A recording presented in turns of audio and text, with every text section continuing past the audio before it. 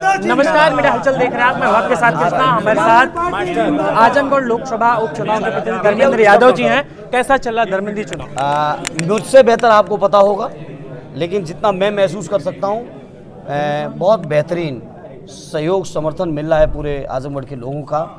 और समाजवादी पार्टी को हमेशा आशीर्वाद सहयोग समर्थन दिया है यहाँ के लोगों ने, मुझे यकीन है फिर से मिलेगा। ये समाजवादी का गढ़ है और यहाँ पे बीजेपी से जो प्रत्याशी हैं लगातार कह रहे हैं कि स्मृति ईरानी से गुरु मंत्र लेके आएंगे, वो इतिहास दोहराएंगे। देखिए, वो किसी से लाना चाहेंगे तो वो स्वतंत्र है, उसके बारे में मैं कैसे कुछ कह सकता हूँ। लेकिन हाँ, मुझे आजमगढ़ की जनता पे भरोसा है, आजमगढ़ की जनता पे भरोसा है और जनता के भरोसे पर ही हम लोग चुनाव के मैदान में हैं और डटे हैं और चुनाव जीतेंगे। लगातार यहाँ विकास के मुद्दों को लेकर लोग घेर रहे हैं, क्योंकि यहाँ लगातार समाजवादी पार्टी के सांसद रहे हैं और निरहू भी गड्ढे एक सड़क पे लेकर जो कि सरकार उनकी है, उस पर क्या कहेंगे? मैं कुछ नहीं कहूँगा अभी। उन्हें मुझे लग रहा है व्यवस्थाओं का अंदाज नहीं है। जिस सड़क की उन्होंने बात की, वो सड़क किसके अंडर में आती है, किस डिपार्टमेंट के अंडर में आती है, उसको डिपार्टमेंट को पिछले 5 साल से कौन चला रहे थे। मुझे लग रहा है वो अभी यही अंदाज़ नहीं है कि वो जो कह रहे हैं वो जिम्मेदारी उन्हीं की है।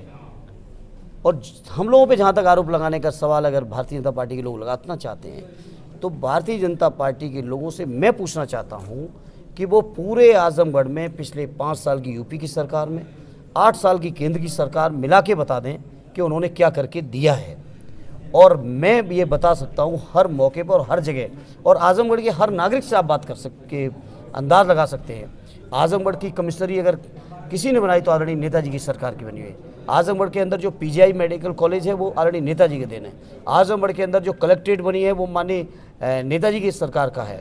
आजमगढ़ के अंदर जो जिला अस्पताल बना था पंडित राव सात्यान साहब के नाम से, वो आदरणीय नेताजी की सरकार में। आजमगढ़ के अंदर जो सठियाओं की शुगर मिल बनी है वो आदरणीय अखिलेश यादव जी के नेतृत्व में, और रिकॉर्ड दिनों में केवल 11 महीने के अंदर उद्घाटन से लेके शिलान्यास से लेके उद्घाटन तक इतने कम समय में शायद हिंदुस्तान की कोई शुगर मिल स्थापित नहीं हुई होगी जो सठियाओं आजमगढ़ में समाजवादी पार्टी के कार्यकाल में, अखिलेश जी के कार्यकाल में हुई थी। सर, आप बेबाकी के लिए जाने जाते हैं। आजमगढ़ का जो आप पूर्वांचल एक्सप्रेस पे देख रहे हैं, जिससे लखनऊ से लेके बलिया तक पूरे सुगम रास्ता हुआ है, इसका अलाइनमेंट आदरणीय अखिलेश यादव जी का बनाया हुआ है। इसके लिए ज़मीन का जो एक्वायर की गई वो आदरणीय अखिलेश जी की दी हुई है। आजमगढ़ में एग्रीकल्चर जो यूनिवर्सिटी बनी है वो आदरणीय अखिलेश यादव जी की देन है। भारतीय जनता पार्टी वाले बताएं कि 8 साल की केंद्र की, 5 साल की उत्तर प्रदेश की सरकार मिला के, डबल इंजन की सरकार मिला के हमारे आजमगढ़ वासियों को क्या दिया है। सर, आप बेबाकी के लिए जाने जाते हैं। जिस तरह से इसमें महंगाई उत्तर प्रदेश में है, पूरे पेट्रोल डीजल या तमाम सारी जो मुद्दा है, उन मुद्दों पे कोई बात नहीं कर रहा। कौन बात नहीं कर रहा? मैं तो हर मौके पे कह रहा हूँ। सत्ताधारी दल के सत्ताधारी तो चुनाव आएगा तो बात करेंगे, और विपक्ष की सरकार के खिलाफ बात करते हैं। केवल एयरपोर्ट ऑलरेडी है, वो मिसिंग। इतने योजनाएं हैं कि कुछ ना कुछ बताते बताते भी मिस होती हैं। जहाँ तक सवाल है महंगाई का, हम लोग लगातार कह रहे हैं कि, और हमारे राष्ट्रीय अध्यक्ष जी ने कहा था चुनाव के दौरान, कहा था विधानसभा के चुनाव के दौरान कि विधानसभा के चुनाव के समय तक, वोटिंग के समय तक ये महंगाई घटाएंगे और चुनाव खत्म होते ही महंगाई बढ़ाएंगे। डीजल, पेट्रोल, रसोई गैस से लेके जितनी भी चीज़ें, खाद का, बीज का, आप कोई भी चीज़ उठाएंगे तो आप देखेंगे कि पिछले 3 महीने में जैसे विधानसभा का चुनाव का परिणाम आ चुका है या वोटिंग हो चुकी है, उसके बाद से महंगाई इन्होंने बढ़ा दी। ये लोग जनता की आंखों में धूल झोंकते। चुनाव में घोषणा कर रहे थे कि हम फ्री राशन हमने बहुत बंटवाया।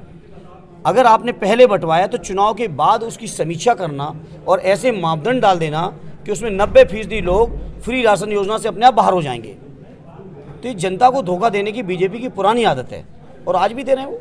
क्या लगता है ये उपचुनाव, लास्ट सवाल है, सेमीफाइनल है 24 का जी?